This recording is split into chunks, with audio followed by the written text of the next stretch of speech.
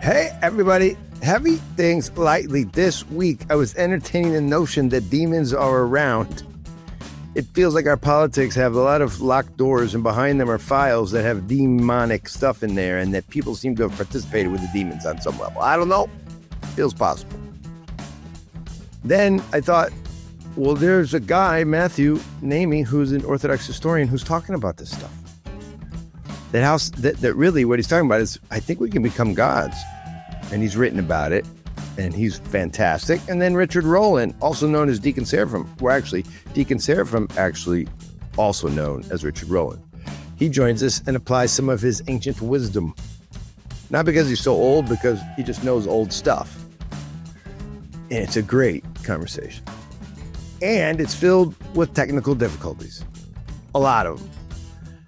If you, like me, don't care about that, you just want to hear the conversation, let's go. Here it comes on Heavy Things Lightly. Well, people wanted you guys to be back on, and then I tried, and then we all have these lives, but now it's Deacon Seraphim. There's a transition period, right? So we can say also known as Richard Rowland. Yeah, that's right. That's right. Correct. Well, listen, if Father Andrew Stephen Damick can have, three names, yes. I can be Deacon Seraphim Richard Rowland. It's okay. I have a feeling you're going to be doing this a lot over the next couple months to remind people. So Deacon Seraphim, Richard Rowland, the 12th or whatever, is here. And also Mathew Namee. It's not Namee, it's Namee. I know Namee. That. Mathew Namee. Do people say Namee though? Do they do that on you? I hear all versions. Yes. No, and you guys are become sort of my internet pals. I actually saw you, Seraphim, Deacon Seraphim, in Charleston just recently. Yeah, at the Circe Institute National Conference. Let's do a toast as they say, it's good to be together. And it's nice to be together and be attentive to some cool stuff as we hope to do today. So to a type of brotherhood, Gagi Marjos, being together. John Marjos. And I'm drinking water, guys. I did 4 tables this week. I'm like, what kind of person am I? This is embarrassing. All right. So can we just start with this God question that some of your work has managed to get people sort of talking about the notion that, that I may be a god on some level, or the saints are gods. And it starts with a conversation about an article you wrote where you just sort of said a god came to Congress. Yes. Tell us about, first of all, the article. Just summarize that. What were you trying to say, Mathew?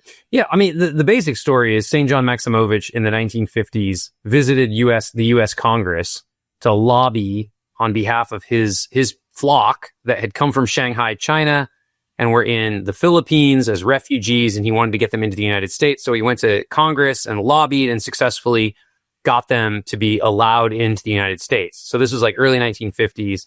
And we talked about this the last time we were all together, this exact thing when a god, I referred to St. John as a god visiting Congress. And when I published the article, I was like, I'll just title it the way that we talked about it. I'll call it when a god visited Congress. And it got quite a reaction from a lot of people who sort of publicly and privately thought, some people thought that, what are you saying, man?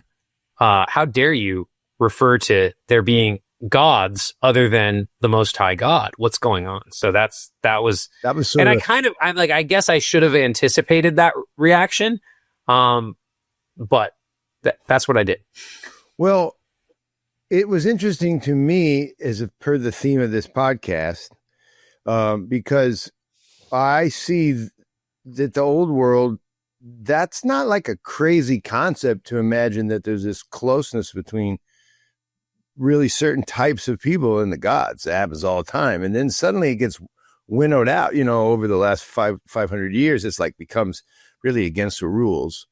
And I wonder, Seraphim, Deacon Seraphim, like, is it because of who we are that like such a concept would get everybody. Are even the atheists Puritans in that sense that such a mingling causes problems? Yeah. So I would kind of preface this by saying, and I'll put on my catechist hat for a second here, is that even in the ancient world, there is this intuition that there's this line, and the line is that you could say between the uncreated and the created, between the Most High God. So, I mean, just as an example, in the more sophisticated versions of kind of late stage paganism that come, right around the same time that Christianity, that Christ comes into the world. In these more sophisticated versions of late stage paganism, they would say, okay, well, there's not really 12 Olympians or however many deities. Actually, the whole 12 Olympian thing is kind of like a modern. We like to imagine there was some systematic theology of paganism or something like that, which there wasn't. It's more about local cults and more about kind of local worship. But in any case, they'd say, okay, well, there's not really that many gods, because for something to be the true God, it would have to be, one of the things it would have would be oneness, right? And so if there's multiple, multiple things at the same level, right? They're basically trying to grasp towards saying something like, well, for God to be perfect, he has to be one, right? And so therefore, when we talk about when we talk about Aphrodite or Zeus or all these different areas, what we're really talking about is different aspects of the divinity, which we're being given given to us in these kind of anthropomorphized ways so that we can understand them. But obviously there's just one thing, let's call it the divinity, and this is Plato's idea of God.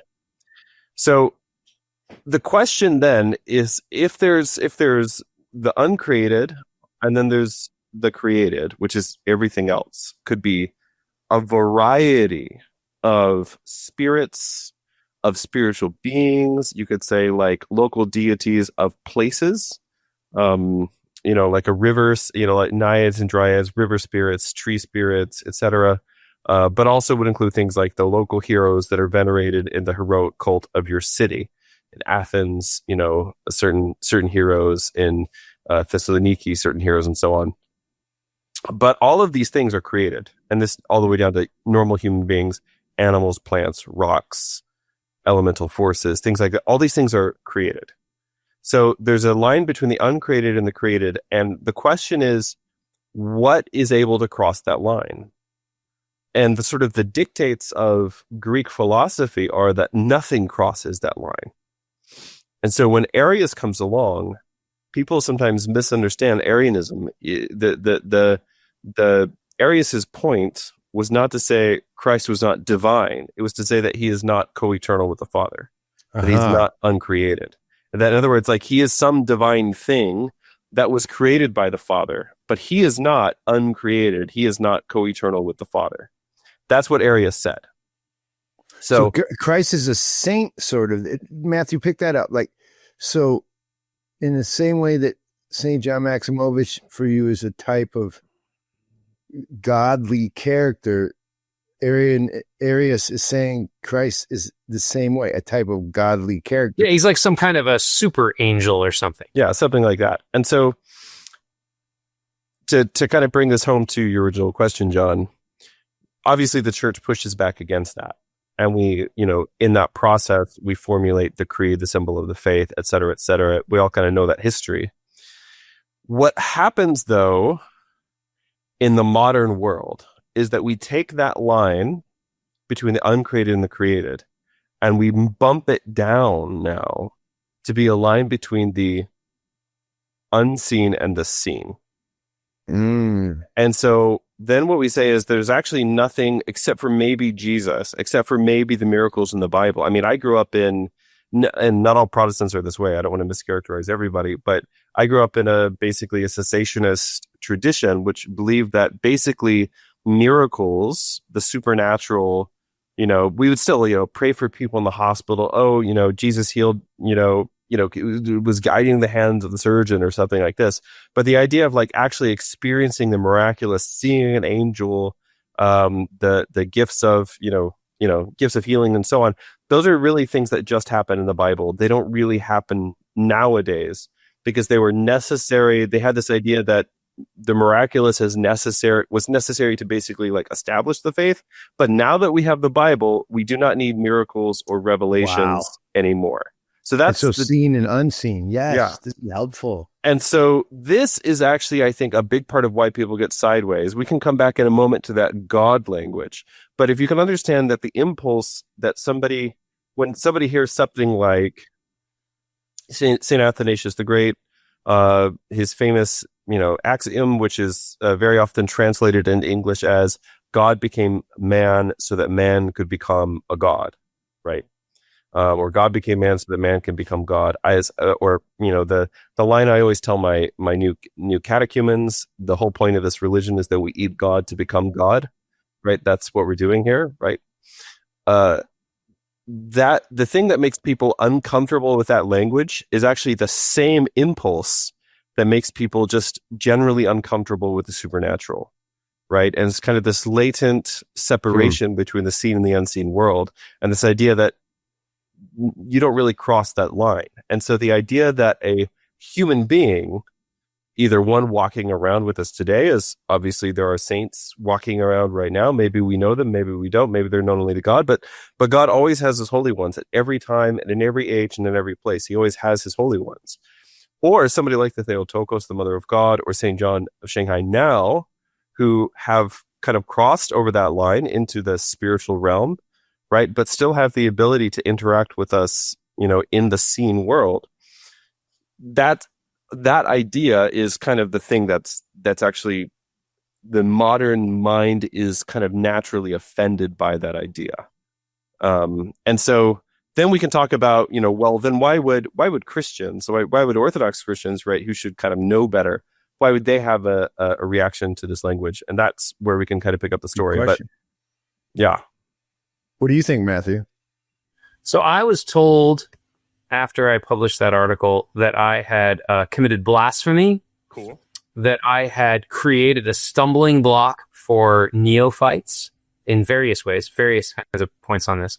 That I didn't understand the Orthodox tradition, which was, maybe I don't know. I've been Orthodox my whole life, but I may not. This is the most negative feedback I've ever received for anything I've ever written. And I've written some controversial things in my, I think, 17 years of public writing on the internet and so forth about orthodoxy. I think that there is this idea of kind of Unitarian monotheism. We only worship one God, right? But the idea that there are other gods that are not to be worshipped, but they are these kind of spiritual beings that are, the term God is applied to, is like, that comes straight out of the Old Testament. I'm not making this stuff up, So if you go to Psalm 81/82, depending on if you're using the Greek or the Hebrew. Yeah. I'm going to read this. I'll just read this real quick. Please. from the Holy Transfiguration Monastery Psalter, which is very commonly used by a lot of people. So that's the translation a lot of people will be familiar with. God stood in the congregation of the gods, and in the midst he shall stand out among gods. How long will you judge unrighteously and accept the person of sinners? Judge for the orphan and the poor man. Do justice to the humble and the pauper. Rescue the poor man and the needy from the hand of the sinner. Deliver him. They have not known nor understood. They walk in darkness. Let the foundations of the earth be shaken. I said, ye are gods, and all of you are the sons of the Most High. But like men ye die, and like one of the rulers do ye fall. Arise, O God, judge the earth, for thou shalt have an inheritance among all the nations. So you have this psalm, and this psalm gets Christ himself in St. John's Gospel actually interprets and comments on this psalm. Mm-hmm.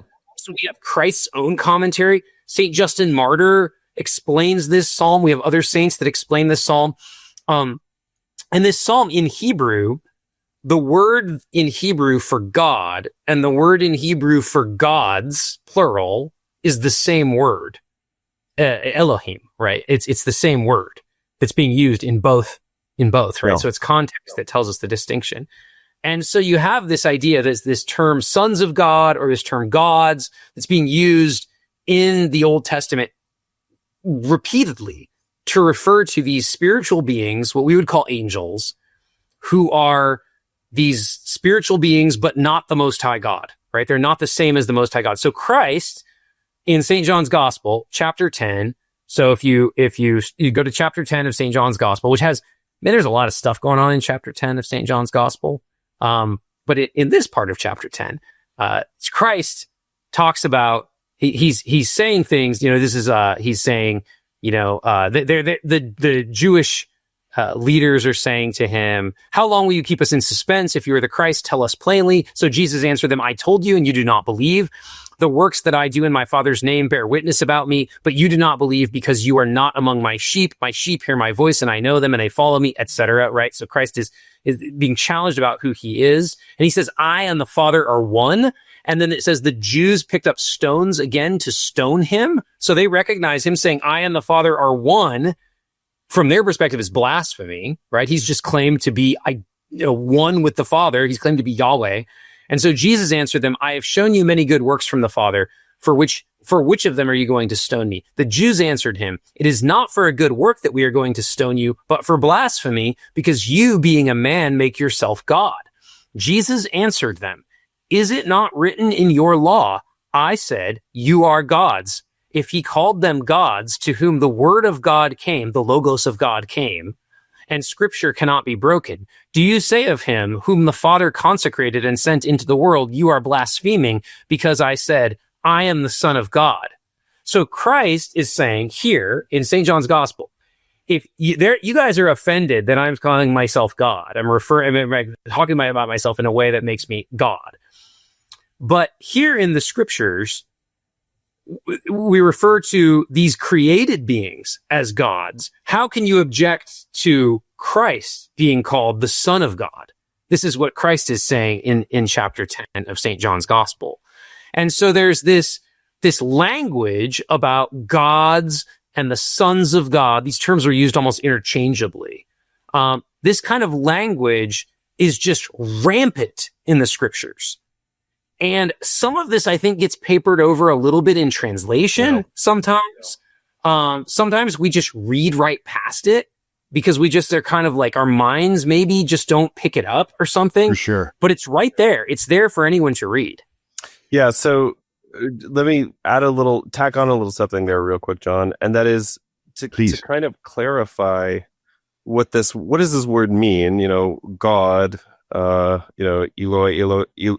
Elohim, all these old Semitic words, which we kind of usually translate as God, G-O-D in English, because that's the correct, Germanic cognate, word to that idea. But it's also there in our words like divinity, divine, Deus, in other Indo-European languages. So when we're talking about a God in this sense, what we're really talking about is a spiritual power that rules over things, right? And in that sense, the Most High God, that is the Holy Trinity, is not like the other gods in the sense that however you would describe other spiritual powers, let's go back to that line of like between the uncreated and the created, right?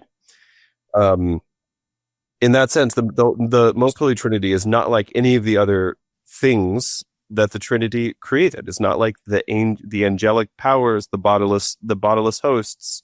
By the way, when we talk about principalities and powers, dominions, thrones, etc., right? It's all that same language, right? The idea is that these are spiritual beings who are given parts of creation to rule over.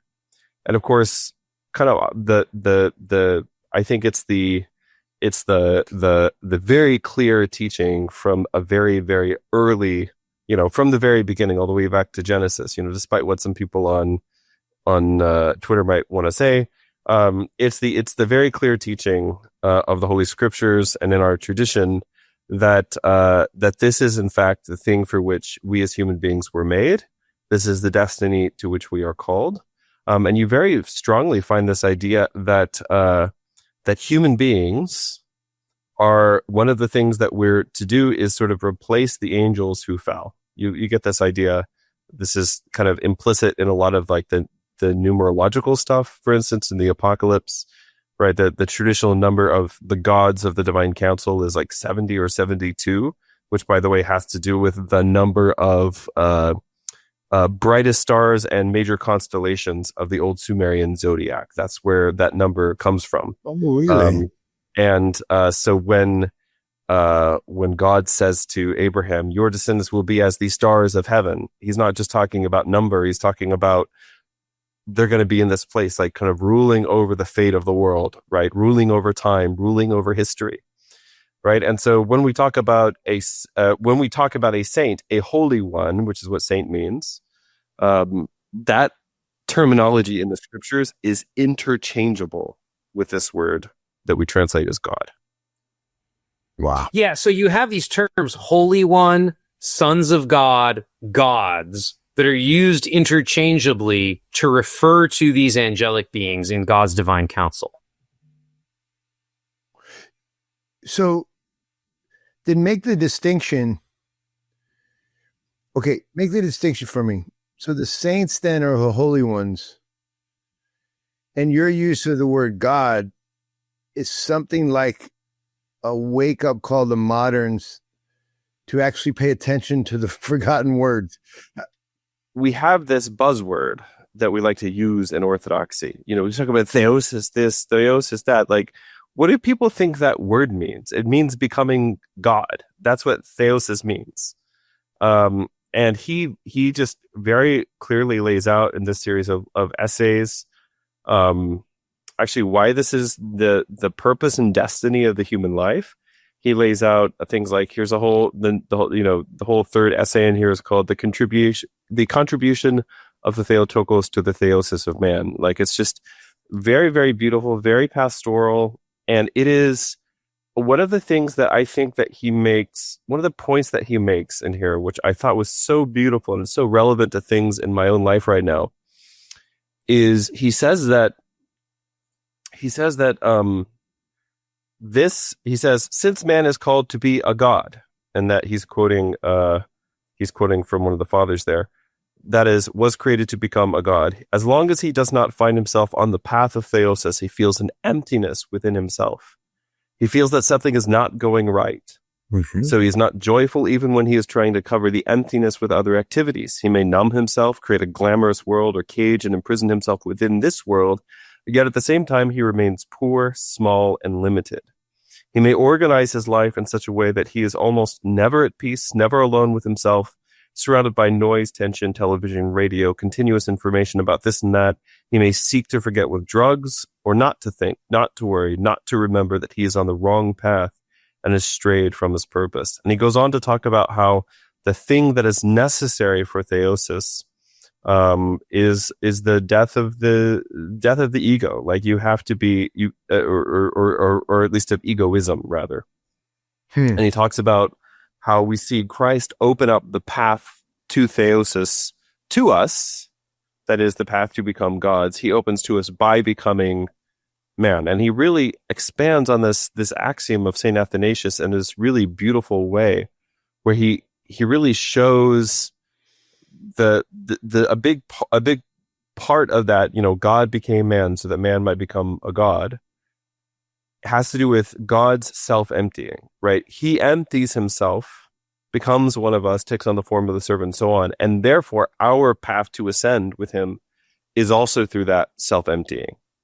And a big part, I think, of why we have this, we as Christians, like, we shrink from this kind of language. Some of it is just, again, you know, kind of like modern Puritan heebie-jeebies that are just kind of hanging around. We all have some level of that to deal with.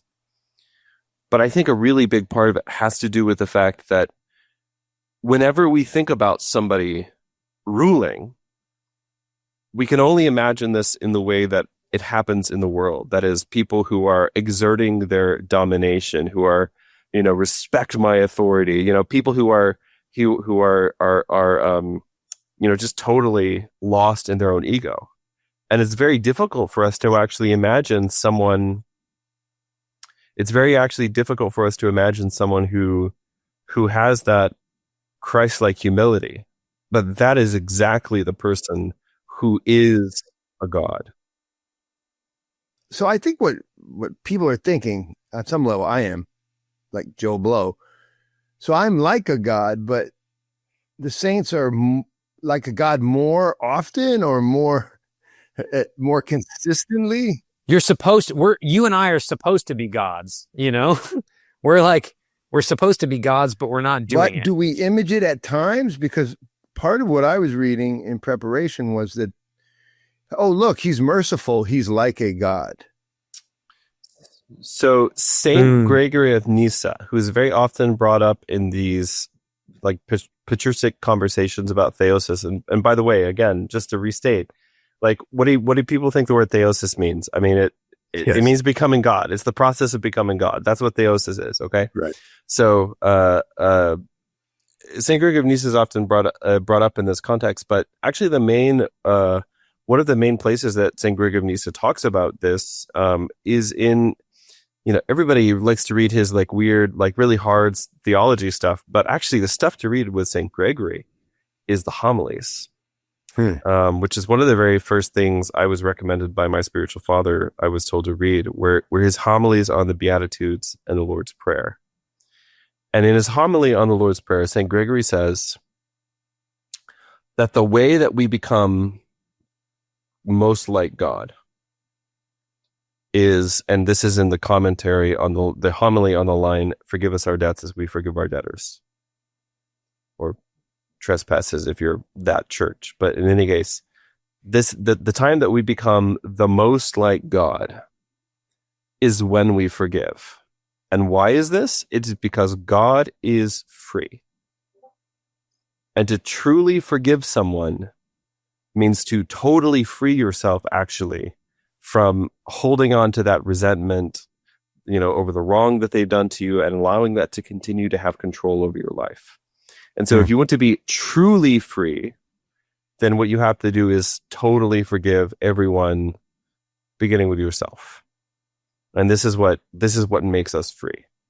And so it's definitely the case that there are ways that we can be gods. I mean, a good example, God says to Moses, right? I will make you a god unto Pharaoh. That is, you are going to become a spiritual power ruling over Pharaoh, right? Anytime that we take order in creation, anytime that we engage in, let's say, like exorcistic activities, that is, when we take things that are impure and we make them pure. We take places that are unholy and we make them holy. We take places that are chaotic and we make them orderly. Interesting. Anytime we do this, we are participating exactly in the ordering of creation, which we were called to do, and that's the thing that we're made for. And of course, obviously, I have to read something. I have to read something. Okay, so just from what you just brought up. So this is from the feast, that one of the hymns from the feast of Saints Barsanuphius and John, the Desert Fathers. Okay, everybody's favorite. All right. Having become gods in this life by the grace of God, ye forgave sins, prolonged life, opened the gates of death, cast out demons, caused wars to cease, held nature subservient, and changed men's hearts. O ye summits of the fathers, ye fashioned spiritual men after your own image, and created a paradise in the desert wasteland. Wherefore save us by your prayers. Pay very close attention to that line. You fashioned spiritual men in your image. It is talking about, that is, first of all, there are things in the services and in the Holy Fathers which I, Deacon Seraphim, would not say. I wouldn't go that far. I would be afraid to say those words. I'm a timid man. But yes. what the Holy Service is saying here, I'm really glad you brought up this hymn, because this is something that Saint Sophrony of Essex picks up. He says that who are the men, who are the spiritual men that Saints Barsanuphius and John are fashioning in their image? Well, it's their spiritual children, their spiritual sons, and that actually kind of also all the people who continue to like read their writings, ask their prayers, participate in their patronage, and so on. And so it's saying that they're actually now participating in the creation of a living soul in the same way that Christ made Adam. And Saint Sophrony of Essex, he actually says that when we participate in prayer, like real prayer, deep prayer, true prayer, that we are actually participating in that moment in the creation of our own soul. And this is in his little book called On Prayer. And of course, I mean, you on a just like a very basic level. I mean, we're all fathers here, right? When you have a child, right, you're participating in the creation of human being, right? Like obviously it's an act of God to the mystery of all of that, right? But you're participating in that, but you're also participating in why do we call a priest a spiritual father? Right? Because There's another one. You're absolutely right. Because you can hear all the triggers though. He makes a new person, right? Yes. In the baptismal waters. He's obviously, of course, this is the work of Christ. Nobody's saying it's not the work of Christ. But the whole point is that we are called now to participate in the work of God, not just ordering creation, but actually bringing new life into existence. Guys, pause, invite, Greenville, May 24, 25, Art Automata. Lots of different prices for small time tickets, big time tickets. Come for all of it for the whole VIP weekend. Spend, $225 on tickets. Or just come for the concert Saturday night, the 25th of October. Did I say May? It's October. October 24th, 25th. Buy a ticket to the concert. Come. Or buy a ticket to our speakers, Nathan Jacobs, Frederica Matthews Green. And then have a table with them and hang out. You can do that too. You can do lots of stuff. Pricing is all coming out, but those are the kind of prices we're talking about for our Art Automata in Greenville at the restaurant on the green at Hampton Station. Don't forget, in November 6, 7, 8, 9, we're doing our Art Automata in Florida. Back to the show. But you're triggering, that last 4.5 minutes was a trigger for even the residue of my old pre-Orthodox self 30 years ago. You guys are triggering me. Stop triggering me. Because that's why you got in trouble, Matthew. So there's a lot of this, and so I've gone through with some help. I have to credit my friend Father Andrew for helping me with this. Gone through a lot of the services of the church, and at minimum, on average, every other week, at minimum, there is hymnography that we sing in our services that speaks about the saints as being gods. And a lot of the time, it's like this kind of what I just read. You have this kind of they're like sub-creators. The Apostle Barnabas, in the hymns to the Apostle Barnabas, it says that he was a secondary god. Which is a weird riff on something in the book of Acts, by the way. Yeah, because yes, that's right. This whole thing where Paul and Barnabas show up. It's Paul and Barnabas, not Paul and Silas, right? Yeah, Saint Barnabas show up, and no, it's the other way. Saint Paul's the one talking all the time, and so people assume Barnabas therefore must be the boss, and they start calling him Jupiter or Zeus. And they start calling St. Paul Mercury, because the idea is obviously that the more talkative person is obviously less important. This is how people think in the ancient world, right? Because the more talkative person, he's the messenger. And so this hymn does a weird little inversion there and calls him a secondary god. And it's like, well, they were wrong to mistake him for who they mistook him for, but it's not wrong that he was a god, but he's not quite on the level of St. Paul. And anyway, I don't know. It's just a very fun. Well, and I got more. I got another one. If you're like riffing on this, this Olympus imagery, right? Cyril and Methodius. So Saint Methodius was a monk on not the Greek Mount Olympus, but another mount called Olympus. Okay. And so there's this hymn, being gods by grace, ye dwelt on Mount Olympus. So great. Whence you were called forth by God. It's like, you know, they're obviously, like, it's obviously playing on this. You also have, so St. Phonurios is called a new Colossus of Rhodes and alive forever in Christ as a God by grace. We have on the Feast of the Apostles, the 12 apostles, not like a minor feast, fairly significant feast, right? They're called the friends of Christ and 12 God-seers do I honor, whom I call heroes and gods and do rightly. So you have like the hero language. So this is all playing on this Greek God imagery, right? With the Colossus of Rhodes and Mount Olympus. Well, I mean, even the It's prokimenon verse that we use for the feasts of the apostles, or just like the daily prokimenon for Thursday, which is their sound has gone forth into all the world, and their sayings the end of the cosmos. This is a psalm verse about the zodiac, folks. Like, it's literally, if you go read what that psalm is about, it talks about the way the sun gets up and, leaves different. That's a description of the zodiac, because the whole point is, you got 12 signs of the zodiac, but there are 12 apostles, and it's not the stars that are ruling over creation now. It's the apostles who are ruling over creation now. It's fulfillment. Yeah. It's the fullest form. Yeah. So going to the zodiac, kind of the kind of cosmological imagery. I have to quote this one. So I have a bunch of these. Saint Simeon, the New Theologian. So this is a hymn to Saint Simeon. I think this is from Matins. In the primordial light, he became a second light, and by him who is God by nature, he was made a God by grace. So here, he's a second light in the cosmos.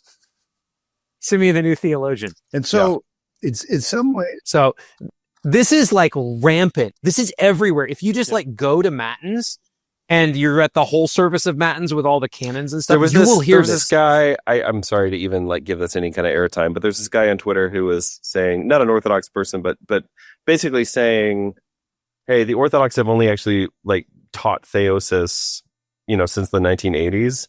And I was like, what? Really? 1950s, whatever. 1950s, anyway, it doesn't I think matter. you said like, 50s, but that's so ridiculous. Like, all you have to do is read the services, like the services that we all hear when we go to church. Yeah. But Mathew. Yeah, I think we kind of discount the services a little bit when we think about like theology and stuff. We want to like dig up texts and stuff, which is fine, but there's a sort of like the primary way, the locus of Orthodox life is in the liturgical services of the church, right?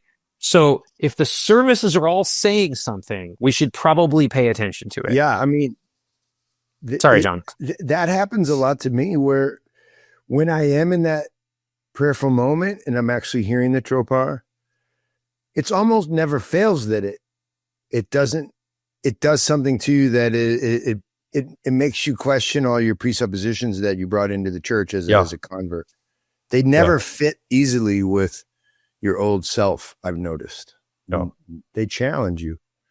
I mean, Can I read one more hymn? Please guys? do. You read all the hymns you want to, as far as I'm concerned, Matthew. Because it's not my show. Lest we think that this is like some old, like archaic thing, right? I'm going to read you the second canon to the New Martyrs of Russia, the Matins canon to the New Martyrs of Russia. So this is like, I think we're 21st century at this point when this was composed, probably like early 21st century, but like recent, right? O race of gods, who were once humbled below the beasts, your dishonor hath been turned to that which Adam long ago vainly sought amiss. But lawfully striving, ye won the prize of divinity. And in your congregation, as the judge with the victors, God doth stand out among you, the gods by grace. Seraphim, Perm, Tobolsk, Solovki, Astrakhan, Peter's city, with Kazan and ancient Muscovy herself leap for joy this day. The whole land of Russia rejoiceth to see how martyrdom hath made her earthborn children to be gods by adoption, and we faithful are hallowed in blessing them. And you're saying that's consistent all the way back to like Irenaeus, who's talking about first we're men and now we become gods. Yeah. So you can take it back to Christ speaking in St. John's Gospel and then to the Psalms. I mean, this is like a Genesis, like, right? This goes all the way back. And it's so, and here, let's talk about Genesis for a moment. Part of the reaction, part of the like squeamishness, ickiness, part of that does come from this interaction between the serpent and Eve in the garden. And so this is the thing to kind of bring up, and this is the thing to kind of talk about next, I think, because I mean, there's absolutely no, as far as I'm concerned, and I don't know any Orthodox clergyman, theologian, etc., who would disagree with this. I mean, this teaching of theosis, right? This is just Orthodoxy 101, right? This is what we've always believed. This is what we've always taught. This is what is in the Holy Scriptures. So the question then is like, well, okay, but what about what the serpent says to Eve, right? Because this is a serious objection that you could bring up. And certainly, I'll talk about my Protestant upbringing again for a moment, right? So people would say things like, whatever like Joel Osteen would, because there was kind of a thing where like new agey people, and especially kind of like prosperity gospel types, would pick up some of these same verses that we've just been quoting and say, look, see, you're a God, you're a little g God. And so you should be able to like take control over the spiritual realms. You can just name it and claim it, and you have all this power and all these different things. And of course, it's coming outside of like any kind of like church hierarchy. It's tied very closely to this idea of prosperity, and sort of like the more God loves you, the more money and stuff you're going to have, which seems to be the opposite of the actual case. Actually, if you have a lot of money and stuff, I would maybe really like look at your life and think about your soul, because there are no warnings to the poor in the Scriptures. But in any case, there's second that emotion. Yeah, things you should not say like on Stewardship Sunday. That's a good one. But no warnings to the poor in the Bible. So anyway, so you so we would in response to those kinds of people who would say things like that, we would bring up this as, oh, well, that's just the lie of the serpent, all the way from the beginning, this promise of power, right? And so it's worth considering, like, what is it about what the serpent promises Eve, our first mother? What is it about what the serpent promises her that is different from what God promises Abraham, from what the Scriptures promise us, from what the church promises believers? And it's very simple. The offering of becoming like God was the thing that human beings are made to be. Yeah. But what the serpent offers is a way to get there. And this is actually implicit, by the way, in that one of the last troparia that Mathew just read. I think it was the one that was talking about the one talking about Adam. Was that the New Martyrs of Russia, Mathew, or is that the one before that? Barsanuphius, where it mentions Adam. Not the New that your dishonor hath been turned to that which Adam long ago vainly sought amiss, but lawfully striving, ye won the prize of divinity. So there's this idea that Adam vainly tried to get this thing. Right. But these saints lawfully striving by being martyrs and have achieved what Adam couldn't. Can I read one more thing real quick? Because this is relevant. This is a hymn to the Virgin Martyr Theodosia, who in this hymn to her she's contrasted with Eve. So there's this kind of direct contrast being made between her and Eve. So it says, deified through gazing upon God, thou hast attained the artful desire of Eve, our first mother, becoming a God through divine communion. Wherefore we magnify thee, O most blessed Theodosia. So you have this idea of through divine. Well, this is when I get to tell you we've encountered some technical difficulties, specifically with Mathew Namee's recording. So I hope you stick around. The rest of the show will sort of be some back and forth between John and Richard, because they didn't realize at the time that we had lost his recording. So it is what it is. Please forgive us, and we'll try to make sure it doesn't happen again. Much love. And that's the thing that I want to point out. Like, what is it about the promise of the serpent in the garden that is a problem? It's the fact that the serpent was offering to Eve a way to try to become God without God, to try to become like God without reference to him, without obedience to him, without gratitude and thanksgiving to him. This whole failure of thanksgiving, that, for instance, Father Alexander Schmemann used to write about all the time and talk about all the time, right? This failure to live the Eucharistic life, right? To offer the world up in thanksgiving, but instead to try to seize power for ourselves. And so the thing is, like, you are made. Every single person listening to this was made to sit in authority and to judge the angels and to rule the stars and planets and to command the cosmos, right? St. Paul says this to literally objectively the worst church in the Bible, right? To the Corinthians, like all kinds of wacky stuff going on at Corinth, right? They get more letters and longer than anybody else because they have so many problems. And he says to them, don't you know that you are going to judge angels, right? And that if you understand this, then things like the hymn to the Theotokos, it makes a lot of sense. It's not in any way blasphemous or taking away from God's honor to say that she is more honorable than the cherubim and more glorious than the seraphim. I have a question. Is the implication then, does it go the other way? There seems to be a going up and a returning and doing things as we were meant to be, as agia, as holy. Is the flip side the same, where we try to have the power of God without God? Do we become demonic, say some technological giant that wants to change the world through his techne? Is that person then achieving a type of demonry? Seems to be the case, John. I mean, sort of hesitate to judge anybody, but... Well, no, we're not naming names. I'm just wondering if that's the image of that. I mean, yes. Anytime, just go back to the Bible, like the whole project of Babel, right? The whole project of Babel. And if you read especially kind of like the literature and the tradition commenting on the book of Genesis and commenting on the Babel story, it's very clear that the let us build a city and a tower, like all of this is very closely associated also with idolatry, also with tyranny, right? And so on. I mean, this is just very, two paths, one of life and one of death, one of light and one of darkness. Yeah. Well, one of, you can rule with Christ, or you can try to rule the world on your own. And if you do that, then you do the works of the first person who tried to do that.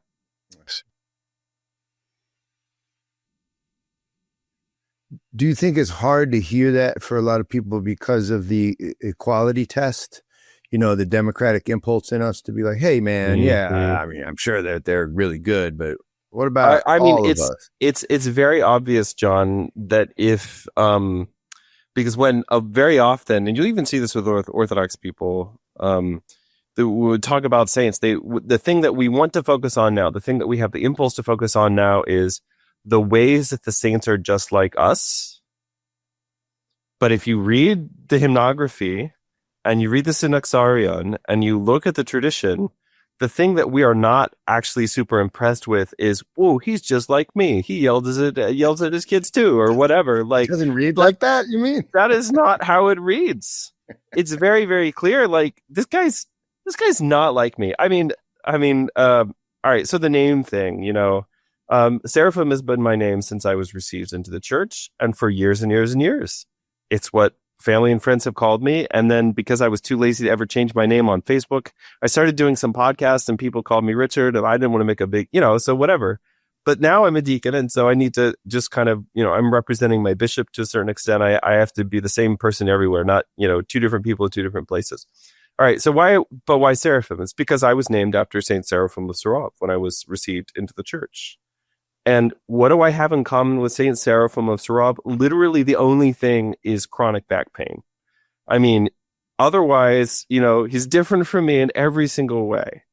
And that's to my, the thing that I'm hoping will happen, is through his prayers and the love of the people in my community, and ultimately through the grace of God, I hope to become more like him. I really desire that, to have his quietness, to have his humility, to have his wisdom, to have his discernment, right? To have his, most of all, just his fervent prayer. These are things that I won for myself. I didn't, pick him as a saint because I related with him, or I didn't really pick him at all, but it's a different story. But I didn't pick him as a story because as my saint, because he was somebody I just really related to. And if somebody's done that, I'm not trying to run them down. I'm the thing I'm trying to point out is that the saints are spectacular. Yeah. And the reason I like the language that Mathew has used, which is actually, again, just the language of our holy services, is that, let me put it this way. If you're an Orthodox Christian and you react a little bit to that, what I would encourage you to do is examine yourself and see where that reaction is coming from. And I think that you will find it's coming from one of two things. I said something earlier that hopefully will make it into the last edit. But in this wonderful little book on Theosis called Theosis, the True Person, A Purpose of Human Life by Archimandrite George of the Holy Monastery of St. Gregorios on Mount Athos. This is a wonderful booklet. You can buy it on Amazon. I get no money for promoting it, but it's 50 pages long. Yeah, get it from Mate Books. Don't buy it on Amazon. Yeah, buy it from Mate Books. Thank you, Mathew. Yeah, buy it from Mate Books. I also don't get money from that, but they will buy me a beer. So... yeah, definitely. Yeah, cha-ching. So definitely get this little booklet. It's about 50 pages long, and it talks about a lot of the things that I'm, trying to say here. But one of the things that he ties it into is that the path that Adam and Eve tried to seek when they tried to take this, outside the proper time, outside the proper way, was the path of egoism, and that egoism is really, that's the enemy here, and in the same way that God became man by emptying himself, by taking on the form of a servant, if we can also empty ourselves, this is Saint Silouan's, his whole idea of the inverted pyramid, right? If you can empty yourself, you go all the way down to the bottom of the pyramid, that's actually where you will find Christ. And that is when you will actually become divine. And... Man, it's anti-democratic. It's very anti-democratic, but it's also kind of, it's not anti-hierarchical, but it's the real hierarchy is not the one you think there is. Now, right. I'm not in any way saying anything against the visible hierarchy of the church, but my point in saying this is to say that very often when we have a reaction to this term, God, or this language of human divinization, which is the same word as theosis, just from Latin instead of from Greek, right? But when we have a reaction to this terminology, part of it is because the only way, whenever we think of people we've seen trying to rule over things, we think of little petty tyrants. We think of our own ego, right? And then we sort of assume these other people must be like that. And we know that the saints aren't like that, and so we kind of shy away from that language. I would say to a non-Orthodox person watching this, if you've stuck around this long, first of all, well done for sticking around for most of the feedback, shop talk, fighting through the feedback and the editing and everything else. But what I would say to you is, if you have a strong reaction to this kind of language, that your idea of what your true calling and purpose is as a human being is too small. And I would recommend to you this, like I said, this great little booklet. So, and it's funny, right? I think Mathew said something that stuck with me. Somehow we miss it, but when you go back and read it, it's really evident in Scripture. And I think we miss it because I think I was taught to read Scripture for the morality. I had a morality, what do you call it? He's got the best line in here about this. I'm going to hunt for that really? while you say what you're saying. Yeah, just see if you can find it, because it's like I have a thresher with the words in Scripture. I'm going, and I keep looking for, how to be good, how to be good, how to be good. And then, I get a lot of those lessons, but this stuff's how creation's designed, and then you get that implication's pretty cool, because then it calls me not to so much do good stuff as much to find my place in all of creation. Like and then you go, whoa, I'm called to be like a God. Like actually, then you realize that, how far away we are, but also how there's so much potential for beauty. Like it could be much more beautiful. A little bit. Yeah. So this is not the quote I was looking for, but it's a similar one. And it basically makes the point that I wanted to make. It says that the charismata that form us in his image were given to man. So the things that make us like God were given to man by God in order that he may reach very high, so that through them he may attain a likeness to his God and creator, so that he may have not only an external moral relationship, but a personal union with his creator. Yeah. Right? And so much of modern religion, even for people who believe in God, is about an external and moral relationship. And if I'm totally honest, like most of the day I'm going throughout the day, I'm like, oh, I'm feeling tempted to sin. I shouldn't sin, right? And I'm just thinking in kind of these external and moral terms. Yeah. But that is not actually the substance of our relationship with God. That would be like saying the substance of my relationship with my wife is just whether or not I'm, faithful to her from moment to moment. Obviously, that's a big part of it. But if you're at the end of the day, you get to the end of the day and you're like, well, I didn't cheat on my wife today. It's like, okay, congratulations for doing like the bare minimum to actually be in a marriage. Yeah, right. Like I paid rent. Yeah, it's Don't right. you know I paid rent? Well, like, yeah. Okay, but also, right. Yeah. So you're not in a real, that's actually not the relationship. That's just not falling out of the relationship. And so, I think it was serendipitous because I know Mathew wanted to speak about. I mean, he's about to publish an article. I hope everyone will read. Yeah. It's really a digging down on this idea that it's okay to lean into gods as our potential reality, or for saints as a type of reality. And then your book, it's really, I mean, it sits right in front of us, Theosis. Yeah. It's so funny how we miss the obvious thing sometimes. Can I read a prayer? Oh, there's Mathew. Yeah, read a prayer, and then I think Mathew's coming back on, and then we'll finish. How about that? Okay, sounds good. We give Mathew a second so that it doesn't cut in. Yeah, let him hear the prayer, and then we can make some. Sorry, this is going to be horrible for your editor.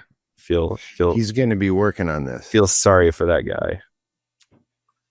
But I gotta say, and you can leave this in if you want. When it's cooking with you two guys on this pot, it's cooking, like deep cooking.